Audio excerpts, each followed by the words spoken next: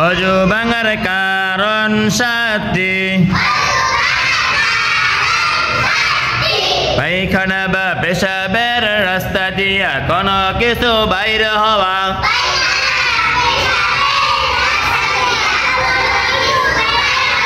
মুখ ভরিয়া বমি হওয়া শরীরের কোন জায়গা হইতে রক্ত পুষ বা পানি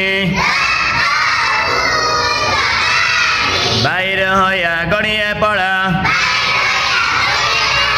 তোর সঙ্গে রক্তের ভাগ সমান বা বেশি হওয়া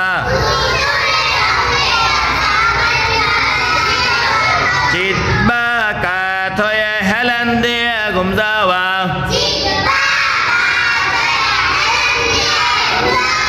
পাগল মাতাল ও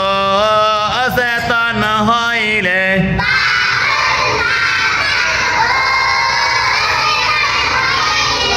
নামাজে উচ্চ স্বরে হাসিলে